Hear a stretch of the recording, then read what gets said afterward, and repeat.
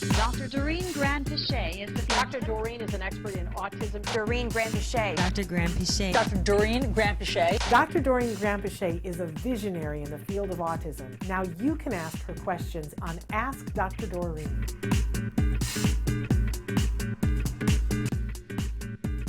What changes does Dr. Doreen want to make with C.A.R.D 2.0? So happy she is back. Well, thank you for asking that, and I'm making a lot of changes. happy to summarize some of them, but it's a process and it's difficult.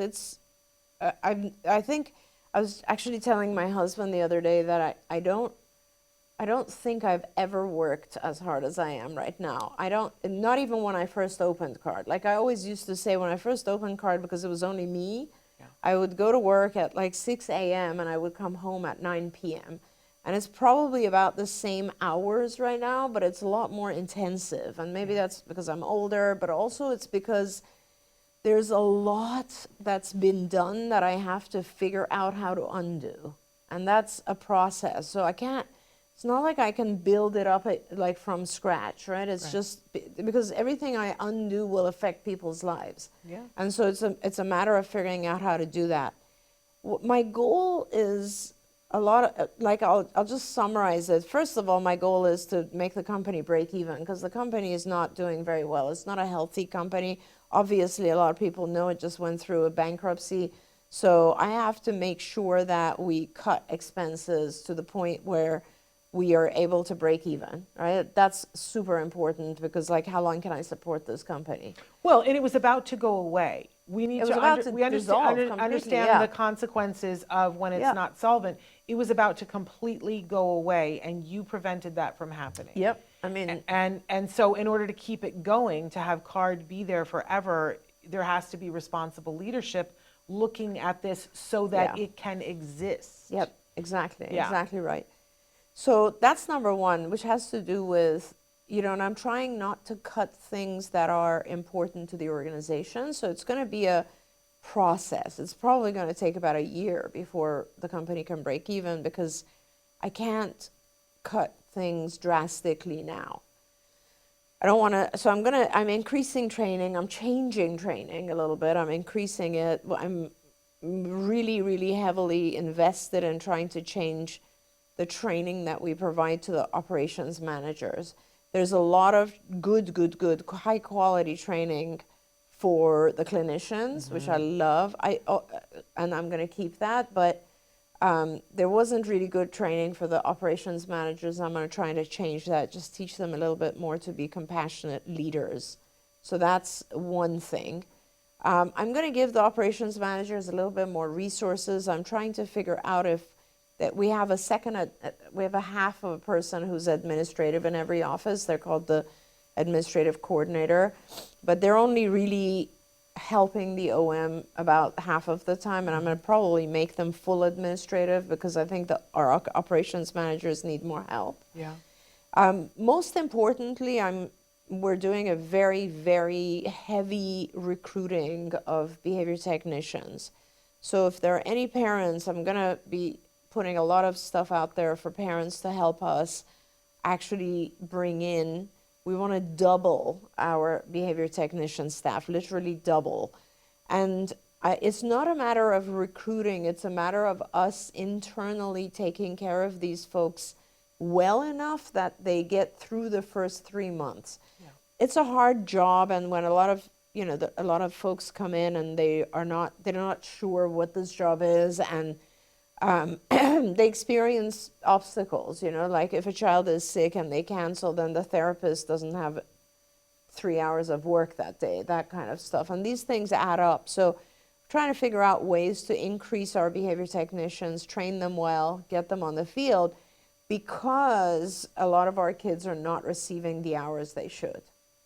And that's just a shame. Like, I couldn't believe that I saw a list today that had easily 100 families on there with 0 hours. And I was like asking, what is this? How is that even possible?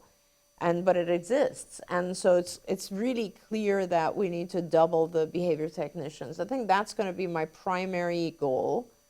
And I mean, if we do that, I think everything else kind of falls into place. So with that, we need to figure, I have to bring back some things. Like we used to have a lot of fun things for behavior technicians that we don't have anymore. I want to bring back bonuses for the behavior technicians. There was a point system. Every hour they worked, they got a point, and they could trade those points in for fun things and for vacation and all that sort of stuff, and bringing that back. There were levels of expertise for the behavior technicians that I'm going to bring back. There's a lot of stuff that just focuses on the BTs, the behavior technicians at C.A.R.D. So really, I'm just focused on the current sites. It's half the size of the organization that I used to have before. It's much smaller.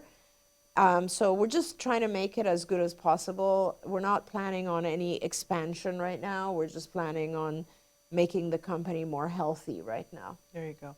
And I know that, go ahead. And of course, I've asked my dear, dear friend Shannon to come back and start talking with parents and talking with staff. And, you know, it's so important for the employees to really, for them to understand what they do in the world, and for parents to understand how critical it is. Like the message that you and I give on our show for the past 13 years, it's just super important for people to realize that you have to commit a few years of your time and dedicate your time and availability and learn and do this right. Yeah. And I just want to say, because I know for you, it's like, it's the guiding principle for everything, so you don't say it as much, but that all the things you just said, I know that your guiding principle is so that we better serve the families. Absolutely. That's the whole reason for everything. Absolutely. The things that I see that make no sense to me are, like, for instance, I mean, I'm not going to start talking about the stuff they did before, but a lot of families were let go because they weren't opening their availability enough. A lot of families were not taken in because their child was over the age of 5. I mean, there's a lot of stuff, like I'm definitely opening up to over the age of 5. In fact, hopefully, God willing, as soon as we break even, we're going to reopen our adult sites. Like, I do not want to, they shut down the adult sites. I want to bring those back. There's a lot of stuff like that. I've watched you time and time and time say we are going to do what's right. Yeah. Because we are here to serve the families. 100%. That is what we do, 100%. And that is always your guiding principle. So, and I always say that I'm always disappointed in people, and I'm always looking for the real deal, and that is what I find in you over and over and over again. And you always make choices based on those individuals, and that you take care of your employees too. I mean, that's like the key to it. I always say that in making the company successful, again, is 3 things, right? It's take care of the employees, because they're the ones that take care of the patients. Yes. And then take care of the company. Yeah. Like, everybody forgets that it's an entity that has to be watched over. Absolutely. And thank God that you do that. Don't forget, you can watch Ask Dr. Doreen live every Tuesday morning at 10 a.m.